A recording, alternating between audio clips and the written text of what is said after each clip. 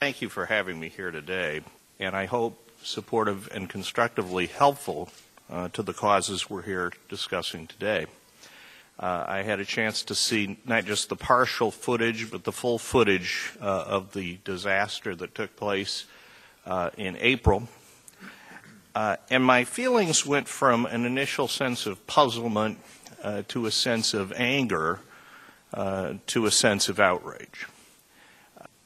Events that we've seen in Egypt and in Tunisia and, of course, in Libya and elsewhere show that the people want a voice, that they want freedom, that they want what you want for the people of Iran. They want democracy. They want to change the old customs, the old traditions, and the old methods of leadership and replace them with a modern 21st century approach to individual freedom.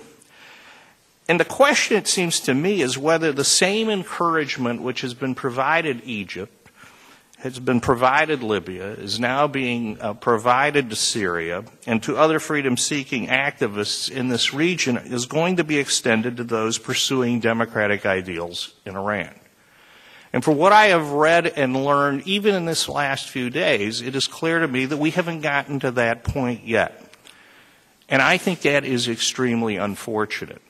And I believe that all of us, even as we pursue the more immediate challenge that has been outlined here today of some of these imminent issues, it is also important that the U.S. government approach Iran the same way that it has approached these other countries in terms of providing real incentives for the freedom-loving peoples of those countries to speak out and exert themselves and ultimately change the directions of their nations. This has to be done. I think it's obvious that Iran's role as an abettor of those who seek to destabilize other U.S.-friendly governments in the region further rationalizes a new, tougher position for the United States. And so, in my view, there is no case to be made to stand by as bystanders as the forces of democracy in Iran are repressed.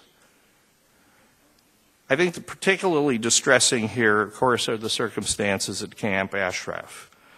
Simply put, the United States, in my view, has a moral obligation to protect the people there. Say that I applaud the actions of Congress in standing up and expressing itself on this issue. I applaud what other public figures have done.